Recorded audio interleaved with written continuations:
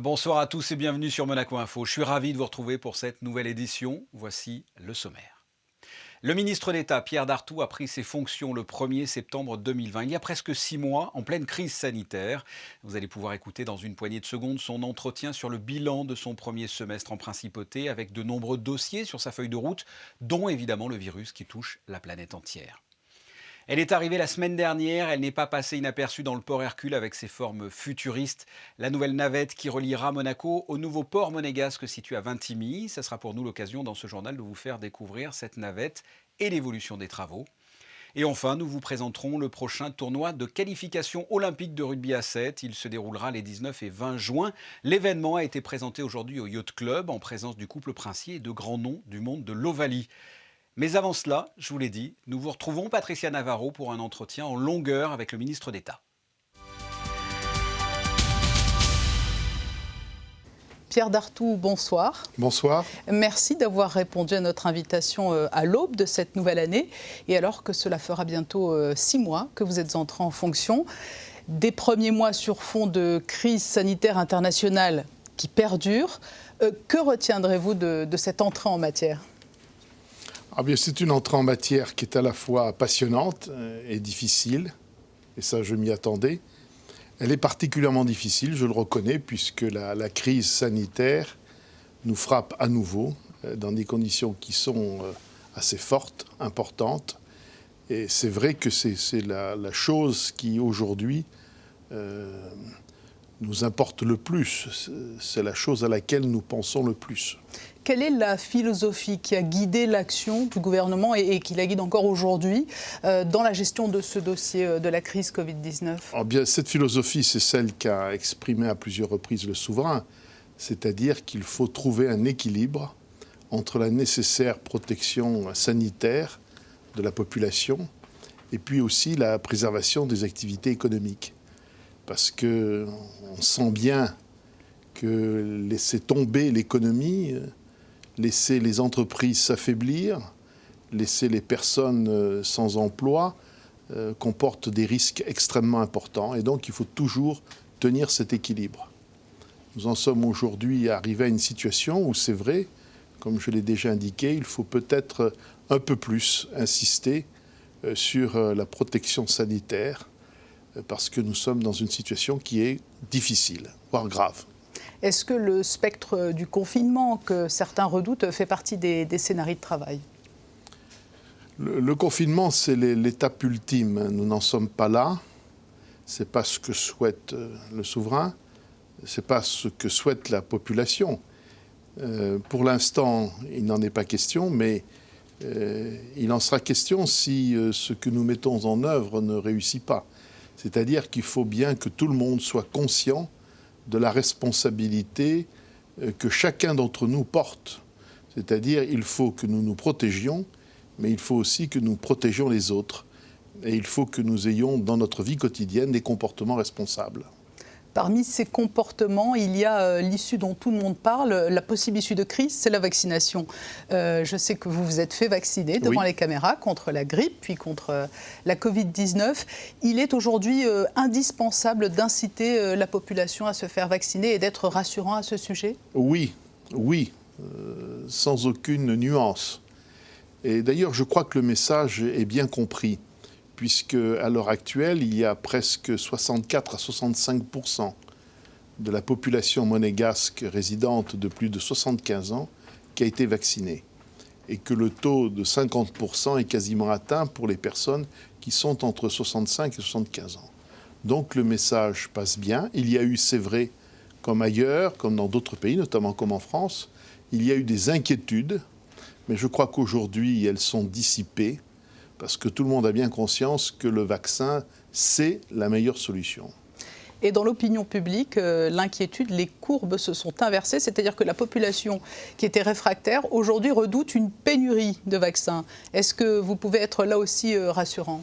Alors là-dessus, c'est incontestablement le sujet le plus difficile pour nous en matière de vaccination, parce que nous avons un système qui est très performant. Le centre de vaccination qui est installé au Grimaldi Forum est très efficace, très bien organisé, et il répond, je pense, très bien aux attentes de la population. Et personnellement, je n'ai eu que des remarques très positives à ce sujet. En revanche, c'est vrai qu'il y a une question liée à la ressource en vaccins. Parce que Monaco est dans la même situation que l'ensemble de l'Europe. Nous sommes liés à l'Europe et à la France par des accords, et donc l'approvisionnement en vaccins passe par ce canal. Et donc l'Europe est en tension en ce qui concerne les vaccins, et nous aussi nous le sommes. Cela dit, l'orientation fixée par le souverain est très claire. Il faut qu'on fasse tout, bien sûr, pour ne pas être dans une situation de pénurie. Vous ne l'avez pas caché en fin de semaine dernière, les courbes étaient inquiétantes. Il semble désormais qu'il y ait un fléchissement. Vous nous le confirmez, un fléchissement plutôt positif? Alors, hier soir, il y avait un fléchissement positif, et avant-hier, dimanche. Mais 2 jours ne suffisent pas pour dire si l'évolution devient favorable ou pas. Nous avons eu une mauvaise surprise dans la 2e quinzaine du mois de janvier. Nous avions constaté que les cas se stabilisaient, le nombre de cas était stable. Et nous pensions que les choses étaient en train d'évoluer favorablement. Et puis malheureusement, nous avons eu la semaine dernière des journées, notamment le mardi dernier, il y a une semaine, avec des chiffres très élevés. Et cela, à nouveau, nous a conduit à être très vigilants. Face à la persistance de cette crise, est-ce que les finances de l'État vont pouvoir supporter l'effort de crise? Est-ce qu'aujourd'hui, on peut parler et on peut envisager une relance, une véritable relance dans ces conditions et en cette période? Je pense que d'abord, du fait de la politique qui a été menée en principauté, l'économie de Monaco est globalement moins affaiblie que dans d'autres endroits. Je dis bien globalement, parce qu'il y a des secteurs qui souffrent beaucoup, comme le secteur de l'événementiel. Certaines parties de la principauté, comme le Rocher, souffrent beaucoup. Donc nous devons faire très attention à cela. Mais globalement, l'économie a moins souffert qu'ailleurs. Le plan de relance commence à porter des effets, notamment pour les commerces, avec l'opération Carlo qui a permis d'injecter des sommes importantes en fin d'année pour les fonctionnaires, pour que ceux-ci puissent acheter des cadeaux. Et donc, c'est beaucoup d'argent, près de 5 millions d'euros, qui ont été injectés. Et nous voyons bien aussi que les autres actions, notamment celles en faveur du développement durable, l'économie d'énergie, les vélos électriques, les travaux à domicile pour lesquels les aides sont importantes, tout cela se met en œuvre. Ce qu'il y a, c'est qu'il faut maintenant tenir dans la durée. Et il faut aussi penser aux grands événements qui vont se tenir et qui sont indispensables à l'économie de la principauté. Pour revenir à votre question, qui est essentielle, puisque Monaco a une tradition de bonne gestion de ses finances publiques. C'est vrai que l'année 2020, cette tradition n'a pas pu être préservée, puisque nous étions dans une situation très difficile. Alors cela dit, le budget rectificatif du mois d'avril dernier a été voté avec plus de 500 millions d'euros de déficit. Et je pense que nous finirons l'année avec un déficit d'environ 110 millions d'euros. Donc ce qui est beaucoup moins que prévu, grâce aux efforts qui ont été menés en économie, grâce aux bonnes rentrées fiscales. Pour cette année 2021, le budget a été voté également en déficit, un peu plus de 100 millions d'euros. Nous espérons bien sûr faire mieux en fin d'année. Vous avez évoqué les axes de relance. Il y a le numérique notamment, qui a connu un fort développement justement au service de cette crise, avec par exemple le télétravail. C'est un axe aussi de relance au service de l'économie? Alors non seulement c'est un axe de relance, mais c'est plus que cela. C'est un axe de développement structurel de la principauté. On est dans le développement durable, dans tous les sens du terme. Et le fait que la principauté soit assez en avance, il y a la 5G, il y a le fait aussi que beaucoup de salariés disposent aujourd'hui d'outils informatiques leur permettant de travailler à distance. Dans l'administration, il y a un an, c'était 25% qui étaient équipés. Maintenant, aujourd'hui, c'est près de 60%. Donc, des efforts considérables sont faits, à la fois pour travailler dans de bonnes conditions et à la fois pour bien résister à cette pandémie. Alors la gestion de la crise, bien évidemment, conditionne beaucoup de choses. Mais quels sont les autres dossiers prioritaires en ce début d'année sur la table du gouvernement? Oh bien, c'est, de façon générale, c'est ce que je viens de vous dire, c'est les actions structurelles qui doivent porter des effets à moyen long terme pour garantir l'attractivité de la principauté. Il y a un modèle économique qui a été mis à mal, c'est vrai, par la pandémie. On ne peut pas rester dans les situations trop figées. Il faut chaque fois se remettre en cause et s'adapter. Et donc, il y a deux pistes essentielles, bien évidemment. L'une qui correspond à une priorité ancienne, voulue avant tout par le prince, qui est le développement durable, la lutte contre la pollution, la lutte contre le réchauffement climatique et ses conséquences, avec tout ce qui est entrepris en matière énergétique notamment, qui doit nous conduire aussi dans une perspective de plusieurs années naturellement, à avoir en matière de mobilité des efforts très importants menés en matière d'électrification, par exemple au niveau des véhicules ou des transports en commun. Ça, c'est le premier point. Et puis le deuxième point, vous l'avez dit, c'est le numérique. Parce qu'aujourd'hui, une société, un territoire attractif doivent être très performants dans ce domaine. Et je pense qu'ici, on est bien parti. Et on est bien parti aussi parce qu'on travaille très en amont. Il y a 2 mois, nous avons inauguré le collège numérique à Monaco. Et on voit bien qu'on est très en avance dans ce domaine-là. Et faire que les nouvelles générations soient le plus à l'aise possible et dans ce domaine est un facteur de développement et d'attractivité très important pour le moyen terme.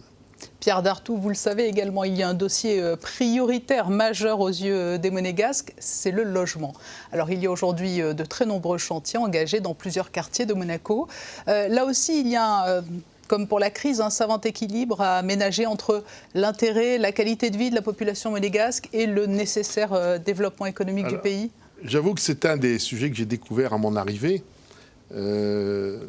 Pour moi, il y avait une nécessité d'une priorité en faveur du logement, ça c'est clair, parce qu'il est tout à fait normal que les Monégasques puissent vivre dans cette principauté, les enfants du pays aussi, dans des conditions satisfaisantes, alors que l'on sait que les prix du foncier, le coût du logement sont ici très élevés. Donc c'est une priorité absolue. Cette année, d'ailleurs, dans notre budget, on va avoir un effort très important qui sera mené, puisqu'on va augmenter les crédits de 68 millions d'euros en la matière, pour la construction de logements. Alors, ce que j'ai découvert, c'est effectivement la nécessité d'avoir un équilibre avec la gêne qui peut être occasionnée par les travaux. C'est vrai qu'il est inévitable que des travaux, des constructions de logements conduisent à des gênes, à des perturbations pour la vie quotidienne des Monégasques. Cela dit, je trouve quand même qu'on a fait des progrès. Ça a été reconnu d'ailleurs par le Conseil national. Il faut qu'on fasse preuve d'innovation, d'esprit inventif pour adoucir le plus possible les maux qui peuvent être causés au voisinage quand un chantier sort de terre.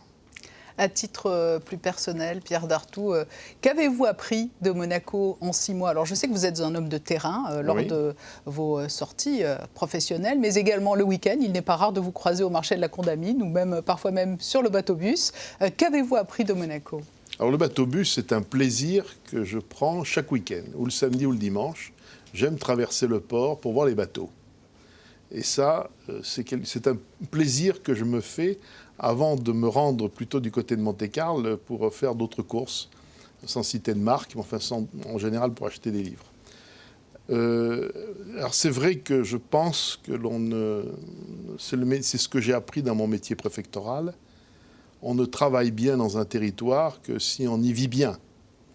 Et si on y vit bien, c'est parce qu'il faut s'y adapter. Il faut comprendre les gens qui y vivent. Et c'est ce que j'essaye de faire. Ça a toujours été ma méthode.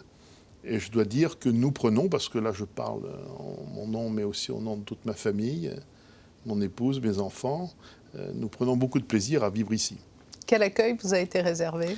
Alors, je trouve que j'ai eu un bon accueil, tout au moins au départ. Là maintenant, ça s'est un peu calmé, mais pas à cause des gens, mais à cause du Covid, bien évidemment, puisque la vie sociale est quand même bien moins importante. Considérablement réduite. Elle est très réduite, ce qui ne m'empêche pas de voir beaucoup de gens dans les réunions. Mais c'est vrai que malheureusement, je dis bien malheureusement, la convivialité est moindre que dans une période normale. Une dernière question, nous avons évoqué en propos liminaire la crise sanitaire, nous terminerons par la crise sanitaire. Vous êtes ministre d'État français au service de l'État monégasque. Est-ce une position délicate ou au contraire, est-ce un atout à l'heure où les relations de voisinage se sont quelque peu crispées? Écoutez, je serais tenté, mais ne m'en voulez pas de vous faire la réponse la plus facile. C'est les deux choses à la fois. C'est vrai que c'est une position délicate, je ne vous le cache pas. Vous comprenez l'inquiétude des Monégasques avec la question des 30 km au-delà desquels il faut ce test nécessaire. Je comprends cela. Le gouvernement français aussi a ses exigences, ses objectifs qui sont importants. Je suis très vigilant sur ces sujets. Je pense que, bien évidemment, l'intérêt des deux pays est de coopérer étroitement. L'un ne peut pas vivre sans l'autre. Monaco ne peut pas vivre sans la France. Mais, attention, je ne dis pas que la France entière ne peut pas vivre sans Monaco. Mais Monaco, c'est 45 000 emplois qui sont tenus par des Français non résidents. Je le disais très régulièrement quand j'étais préfet de la région Provence-Alpes-Côte d'Azur. La zone d'emploi de cette région où le taux de chômage est le plus bas, c'est la zone d'emploi de Menton. C'est les chiffres de l'an dernier, mais c'est encore valable, je pense, aujourd'hui. Et cela, c'est parce que Monaco est là. Pierre Dartout, merci de vous être livré à cet exercice d'entretien bilan d'étape après presque 6 mois passés à la tête du gouvernement. Merci. Merci.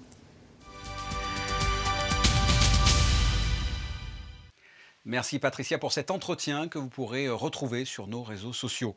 On passe au premier point sur l'actualité de la principauté avec vous, Christina. Cette année, un carême à Monaco, version 2.0. Oui Fabien, des frères dominicains de la province de Toulouse seront présents en principauté à partir du 21 février, tous les dimanches de carême et ce jusqu'à dimanche de Pâques. Un frère prêchera lors des messes à la cathédrale et sa prédication sera mise en ligne dès le lendemain sur les différents médias du diocèse. Par ailleurs, à partir du mercredi des cendres, soit le 17 février, dans une vidéo en ligne, tous les jours, le frère dominicain de la semaine offrira une méditation sur les textes liturgiques. Nous vous en avons déjà parlé sur cette antenne. Vous allez nous rappeler ce qu'est Monaco Boost, Christina. Eh bien Fabien, il s'agit d'une pépinière d'entreprise, lieu privilégié de rencontres professionnelles. Le Monaco Boost donnera une nouvelle impulsion à la création et au développement d'entreprises à Monaco. Véritable tremplin pour les activités récentes et celles qui existent depuis moins de 5 ans. Il accueillera en priorité les entreprises nouvellement créées par des entrepreneurs monégasques. Pour ce faire, un espace de 1200 mètres carrés doté de bureaux privatifs, d'espaces partagés et de salles de réunion pour favoriser la mise en réseau et les échanges collaboratifs entre les occupants. Par ailleurs, des ateliers thématiques ou des événements professionnels liés au monde de l'entreprise seront ponctuellement organisés. Alors sachez que les 32 bureaux privatifs et une partie des bureaux installés en open space sont proposés par le biais d'un appel à candidature publié au Journal de Monaco le 29 janvier dernier. Les candidats ont 1 mois pour y répondre. L'École supérieure d'art plastique s'adapte aux nouvelles contraintes. Oui, le pavillon Bosio propose cette année sa traditionnelle journée portes ouvertes, mais cette année, conditions oblige, sous format virtuel. Samedi de 10h à 18h, vous pourrez donc vous connecter directement sur le site de l'école www.pavillonbosio.com et profiter du programme préparé pour l'occasion. Film de présentation de l'établissement, focus sur les différents enseignements, que ce soit la scénographie d'exposition, la scénographie de spectacle et d'art vivant, les ateliers de recherche et de création en céramique, ou encore le studio cinéma et autres. Une rencontre en direct avec les équipes pédagogiques et administratives ainsi que les étudiants via des espaces de discussion sera également possible. Et puis si vous vous posez encore des questions sur la pandémie, sachez que toutes les réponses vous sont données sur un site internet. Oui, je vous rappelle que vous pouvez vous connecter sur le site www.covid19.mc où vous pourrez retrouver sur ce site toutes les informations disponibles sur les mesures prises en principauté pour limiter la propagation du virus, les recommandations pour votre santé et votre vie quotidienne. Merci. Ah, vous l'avez peut-être vu arriver la semaine dernière dans le port Hercule, la nouvelle navette Monaco One. Elle permettra de rallier la principauté au nouveau port monégasque de Vintimille. L'occasion de faire un point sur cet important projet. Alexandra Pani, on vous retrouve justement tout proche de ce nouveau vaisseau aux lignes particulières. Oui, elle promet de faire le trajet port de Monaco, port de Vintimille en une dizaine de minutes seulement. Je vous propose d'aller découvrir cette navette de plus près. Avec ses allures futuristes, elle est profilée pour effectuer en une dizaine de minutes la liaison entre le port Hercule de Monaco et le port de Cala del Forte à Vintimille. Alors, la navette, on l'a essayée en mer la semaine dernière, elle dépasse les 50 nœuds en pointe de vitesse. En vitesse de croisière, on va tranquillement à 40 nœuds, ce qui fait un trajet de 10 minutes pour aller à Vintimille. Et ce qui est intéressant, c'est que grâce à la forme de la coque, ces 40 nœuds peuvent être atteints aussi avec une mer assez formée. Donc même avec du mauvais temps, on peut garder les 10 minutes. À son bord, 12 passagers pourront être transportés. 1,2 million d'euros ont été déboursés pour cette navette de fabrication française et qui a déjà fait ses preuves sur le lac Léman.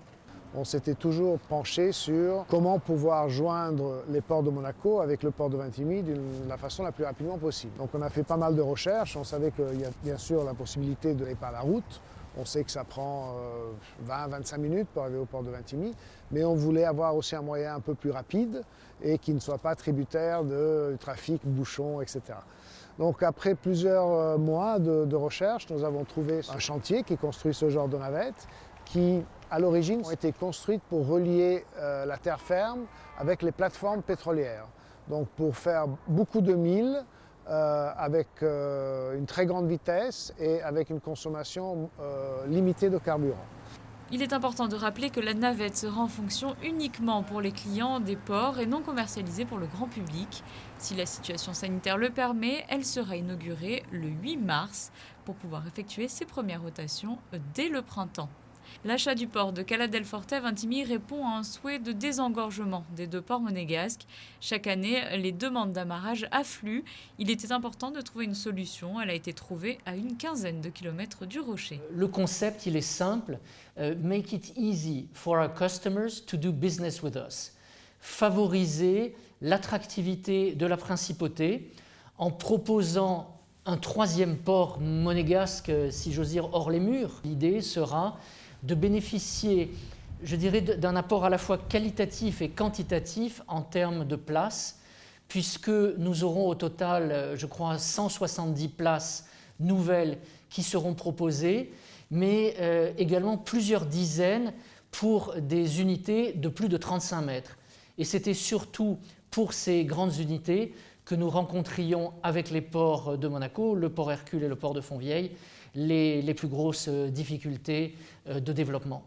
Un port pour répondre à des besoins croissants et étendre la capacité d'accueil des deux structures monégasques. C'était l'avantage de choisir le lieu de Cala del Forte en cours de construction et qui a donc pu être façonné selon les besoins.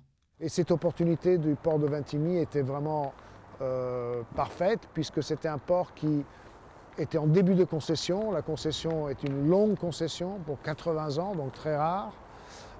Et comme le port n'était pas terminé, on aurait pu le terminer et le façonner à notre façon et pour nos besoins. Le premier bateau à s'être amarré dans le nouveau port était symboliquement le mythique voilier du Yacht Club de Monaco, Twiga, le 15 octobre dernier, la partie maritime étant terminée. Les travaux, si on n'avait pas eu la crise du Covid, auraient déjà été bel et bien terminés. L'année dernière, malgré la crise, nous avons pu garder le chantier ouvert, mais bien sûr avec des capacités limitées et surtout des capacités d'approvisionnement de matières premières très limitées. Donc ça nous a mis 6 à 7 mois en retard. Malheureusement, la crise continuant, on pensait pouvoir être prêt pour la fin de 2020, début 2021. Et là, j'espère qu'on sera, si tout va bien, on devrait être prêt pour le mois de mai de cette année. Cala del Forte sera un véritable port de tourisme avec des animations et 36 commerces y seront installés. Un point positif pour les relations italo-monégasques. Sur le plan politique, c'est aussi le témoignage d'une belle collaboration avec la ville de Vintimille. Et la principauté et Vintimille entretiennent des liens depuis de nombreuses décennies, voire plus. Et puis, bien sûr, c'est un plus pour Vintimille, pour cette ville qui attendait ce nouveau poumon pour son développement. La navette va rester encore à quai quelques jours, le temps de terminer les formalités administratives. Puis elle fera un tour du côté de Vintimille pour les derniers réglages en mer. Et nous, j'espère qu'on pourra très prochainement la tester en navigation. Monaco accueillera les 19 et 20 juin prochains le tournoi de qualification olympique rugby à 7. L'événement a été présenté aujourd'hui au Yacht Club en présence du prince Albert II et de la princesse Charlène. Sandrine Nègre et Alexandra Marangoni étaient sur place pour vous. Un enchaînement de passes, de prestige. Le ballon transmis par la princesse Charlène à son époux le prince Albert II, puis à Mathieu Bastaro, international, 3 victoires en Coupe d'Europe et un bouclier de Brennus à son actif. Ambassadeur de la présentation officielle du tournoi de qualification olympique féminin et masculin pour les JO de Tokyo 2021. Le tout suivi de très près par un autre rugbyman, Simon Shaw. Les dates ont été fixées au 19 et 20 juin. Le rendez-vous réunira à Monaco 24 équipes venues du monde entier, France, Irlande, Argentine, Brésil, pour ne citer que quelques exemples. C'est beaucoup de partage, la convivialité, c'est beaucoup d'amusement, beaucoup de fun. Le rugby à 7, c'est un sport très spectaculaire, vraiment spectaculaire, qui plaît énormément aux gens et qui attire beaucoup les gens. Et, par contre, c'est beaucoup de travail, c'est énormément de travail. Moi, j'en ai fait dans ma jeunesse et il faut beaucoup de sérieux pour se préparer, mais aussi garder un peu de folie et de décalage pour y jouer. À l'issue de cette phase de repêchage côté masculin, le vainqueur de la finale décrochera sa place pour Tokyo. Les 2 équipes finalistes féminines seront, elles, qualifiées. Ça montre encore l'évolution qu'il peut y avoir dans le sport et même dans la société. Qu'elles aient une place à part entière et même à égalité avec les hommes sur ce tournoi-là, c'est juste très bien. C'est juste très bien pour le rugby et pour la société en général. Et oui, je pense que c'est bien que le rugby voyage et ne reste pas toujours dans les mêmes endroits. Et le fait d'être à Monaco, c'est aussi une preuve d'ouverture. Le Monaco Sevens Tournament est organisé par la Fédération monégasque de rugby, présidée depuis la fin de l'été 2020 par Gareth Wittstock, et le World Rugby avec le soutien notamment du gouvernement princier, de la mairie et de la fondation Princesse Charlène. En parallèle d'ailleurs de l'événement sera proposé le tournoi Saint-Dévote. Et prochaine date avant la compétition, le tirage au sort que nous suivrons évidemment. Nous vous retrouvons, Christine Datomel, pour la suite de l'actualité monégasque et vous voulez nous parler d'une nouvelle œuvre pour le CHPG. Oui, dans le cadre du projet Grass Forever, le tableau de l'artiste brésilien Marcos Marin, ami de la principauté, a été inauguré ce matin par le prince souverain au centre hospitalier Princesse Grace. Ce tableau grand format est un portrait Op Art de la princesse Grace et a été installé le 22 décembre dernier dans le hall tour maternité du CHPG. La principauté se mobilise pour un retour des grandes nacres sur notre littoral. Oui Fabien, connaissez-vous la grande nacre, ce trésor de Méditerranée est le plus grand coquillage de Méditerranée et a fait pendant des décennies la fierté de Monaco où elle prospérait jadis aux portes de la ville. Alors jusqu'à 600 individus ont même été comptabilisés en 2015 dans la réserve du Larvoto. Mais depuis quelques années, une épidémie sévit sur le pourtour méditerranéen, décimant progressivement toutes les populations de grandes nacres. Une mortalité massive attribuée à un parasite infectant les glandes digestives des grandes nacres et les empêchant de s'alimenter correctement, les amenant donc à mourir de faim. C'est pourquoi les institutions monégasques ont décidé de mettre en place un plan d'action national en développant les collaborations scientifiques et techniques internationales. Dès demain, plusieurs campagnes d'observation pour cibler les jeunes nacres difficiles à repérer débuteront. L'objectif, faire un état des lieux, espérer trouver des individus vivants pour comprendre les facteurs de résistance et pour tenter de reconstituer une population. Une idée de sortie à la bibliothèque Louis Notari. À 18h ce mercredi, l'auteur Jean-Marie Blas de Robles sera à la bibliothèque Louis Notari pour présenter son dernier roman, Ce qu'ici-bas nous sommes. L'entrée est gratuite, mais sur réservation. Alors pour ce faire, composez le 93 15 29 40. Et si mercredi, l'écrivain pourra échanger avec les lecteurs, pour ceux qui souhaitent écrire, eh bien sachez que Éric Lafitte animera un atelier pause écriture qui aura lieu ce jeudi à 14h au sein même de la bibliothèque Louis Notari. Et avant de vous laisser, un point sur les prévisions météo de ce mercredi. Mercredi, le temps qui s'installe est généralement clair. Le ciel se partagera entre nuages et soleil. Du côté du thermomètre, des températures plutôt douces, 13 pour les maximales et 6 pour les minimales. Le soleil se lèvera à 7h36 et se couchera à 17h52. Mercredi 10 février, nous fêterons les Arnaud.